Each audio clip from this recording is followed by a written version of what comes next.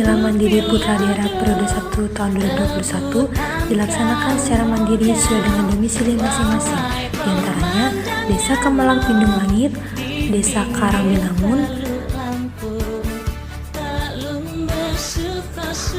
Desa Tumijaya, Metro, dan Bekasi. Mandiri di Desa Lubuk Lancang tahun 2021. Program kerja yang pertama yaitu melakukan kegiatan turnamen ABA Open. Pada pelaksanaannya, panitia melakukan pembersihan di daerah tempat dilaksanakannya kegiatan turnamen ABA 2021. Sehari sebelum kegiatan, panitia melakukan technical meeting guna membahas peraturan dan tata tertib pada saat pelaksanaan lomba tersebut. Selanjutnya pada hari H seperti inilah kegiatan turnamen ABA Open, yang mana kegiatan ini bertujuan meningkatkan dan mengembangkan kreativitas dan kemampuan dari pemuda-pemuda Desa Lubuk Lancang dan sekitarnya.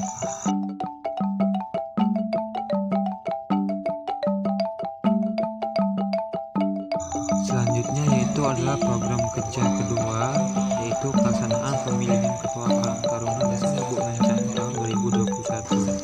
Adapun kegiatan ini dilaksanakan atas persetujuan Kepala Desa dan juga guna meningkatkan dan mengembangkan aktivitas serta mengaktifkan kembali kegiatan Karang Taruna yang sempat vakum beberapa tahun.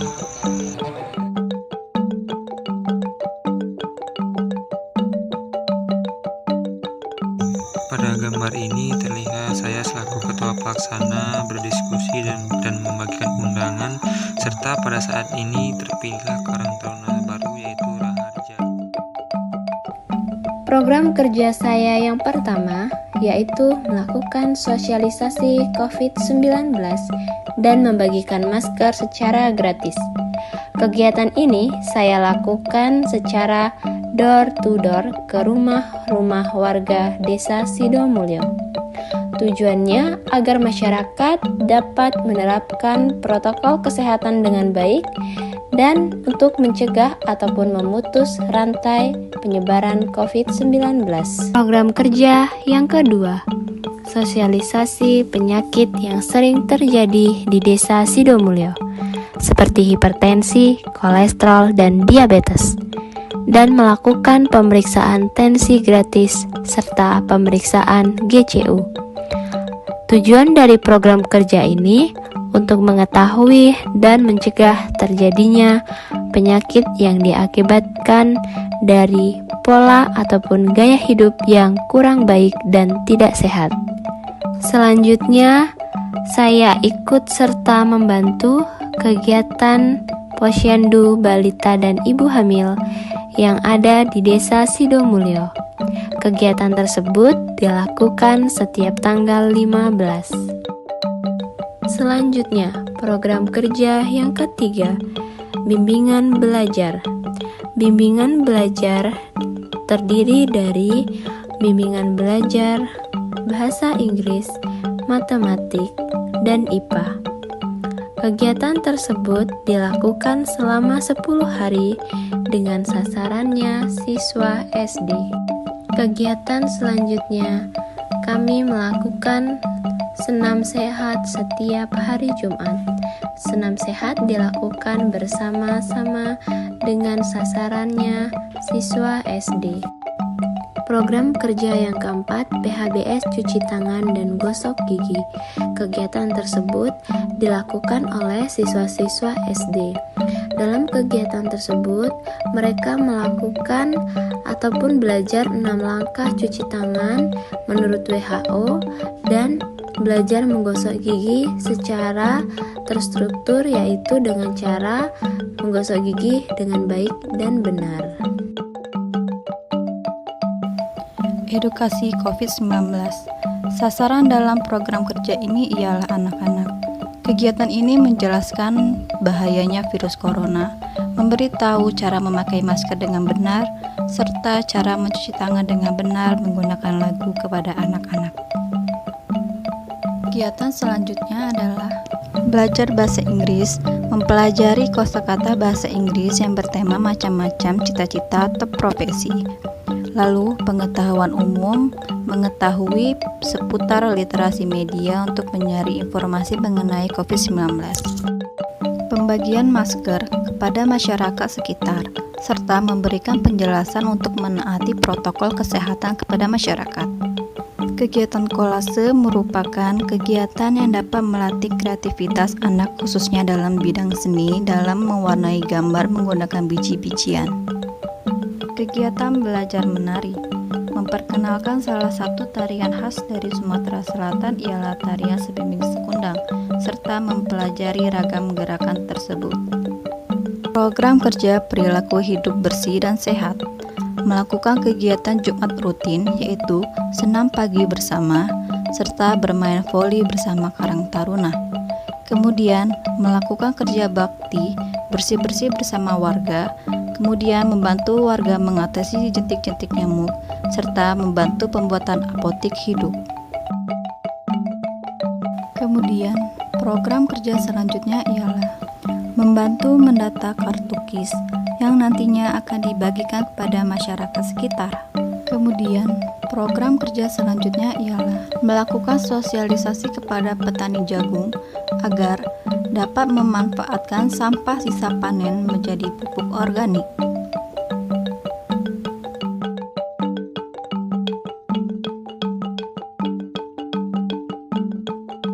Program kerja Desa Karangbinangun 2. Yang pertama adalah penyuluhan pentingnya 5M. Penyuluhan ini dilakukan di SD Negeri Karangmulia dan MI Karangbinangun 2. Penyuluhan ini dilakukan supaya anak-anak Karangbinangun 2 lebih baik dalam melaksanakan protokol kesehatan dan dijauhkan dari virus COVID-19. Kelompok sasaran adalah anak-anak Desa Karangbinangun 2. Program kerja yang kedua adalah bimbel gratis untuk anak PAUD, TK, dan SD. Bimbel dilakukan di PAUD Sebiduk Saluan Permata Bangsa. Bimbel ini bertujuan untuk membantu anak dalam mengerjakan tugas-tugas sekolah dan memudahkan mereka dalam memahami pembelajaran selama daring. Program kerja yang ketiga yaitu pembagian masker gratis di area tempat wisata dan sekitaran Desa Karangbinangun 2. Pembagian masker ini bertujuan supaya masyarakat bisa lebih tertib dalam melakukan protokol COVID-19. Program kerja yang keempat yaitu workshop pendampingan belajar anak selama masa pandemi. Workshop ini dilakukan supaya orang tua mendapatkan tips dan trik dalam mengajari anak belajar selama pandemi, sehingga anaknya tidak bosan dalam belajar. Program kerja yang kelima adalah seminar pentingnya pendidikan. Seminar ini dilakukan secara online. Seminar ini dilakukan supaya dapat membantu meningkatkan semangat anak-anak Desa Karangbinangun 2 untuk melanjutkan pendidikan. Program kerja kita yang pertama yaitu sosialisasi 3M. Sosialisasi 3M ini bertujuan untuk mengedukasi warga desa agar mentaati protokol kesehatan, yaitu memakai masker, mencuci tangan, dan menjaga jarak. Program kerja yang kedua yaitu sosialisasi beasiswa dan perguruan tinggi. Program kerja ini bertujuan untuk membuka wawasan siswa-siswi mengenai perguruan tinggi, serta menumbuhkan motivasi untuk melanjutkan pendidikan ke jenjang lebih tinggi. Program kerja yang ketiga yaitu penyuluhan pembuatan sabun cuci tangan. Program kerja ini bertujuan untuk meningkatkan kesadaran masyarakat desa akan pentingnya mencuci tangan menggunakan sabun, serta menambah wawasan masyarakat. Program kerja yang keempat yaitu bimbingan belajar.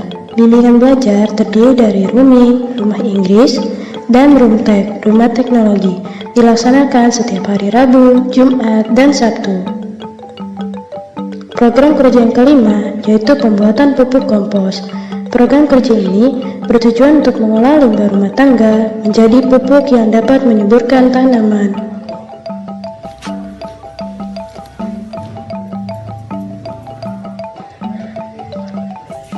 Program kerja yang keenam yaitu penyemprotan disinfektan.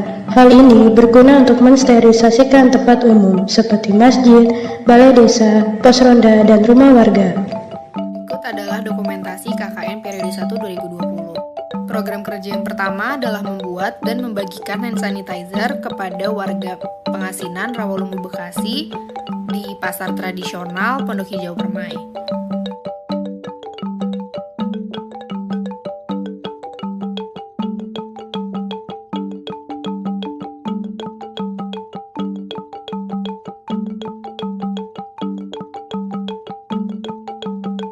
Program kerja berikutnya adalah penyuluhan kepada warga Desa Pengasinan Rawalumbu Bekasi dengan pemateri Dr. Johana Prihatini, spesialis penyakit dalam Vinasim. Penyuluhan yang diberikan mengenai COVID-19 dan pencegahannya. Program kerja yang ketiga adalah pos kesehatan. Pos kesehatan yang pertama dilakukan di Masjid Desa Pengasinan Rawalumbu Bekasi. Pos kesehatan ini dihadiri oleh bapak-bapak jamaah masjid dan dilakukan setelah sholat subuh berjamaah dan sarapan bersama.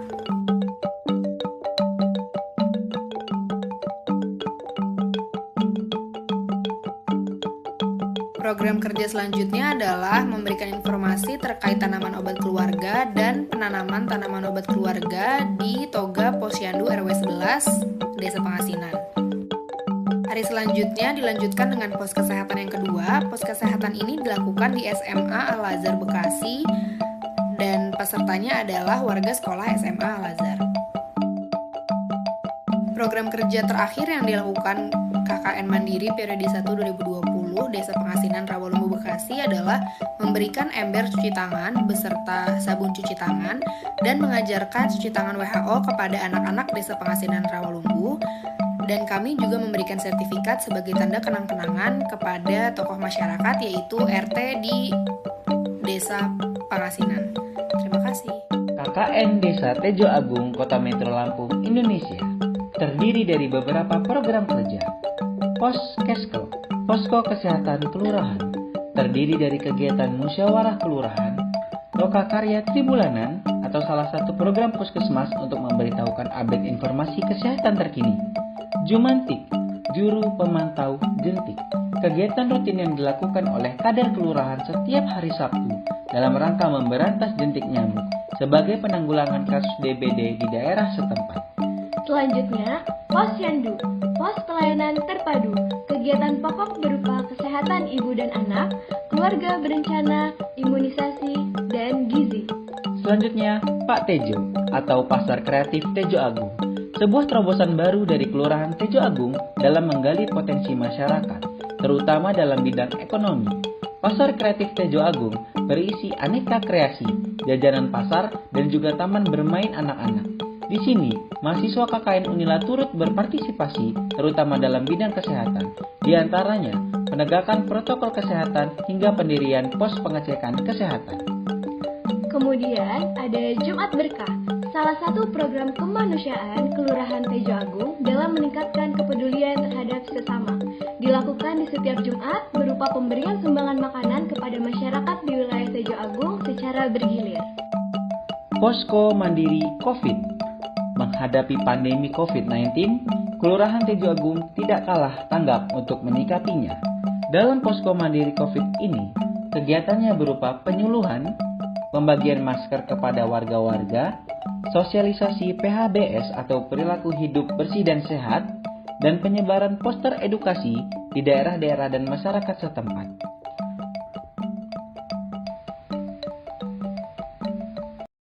Selalu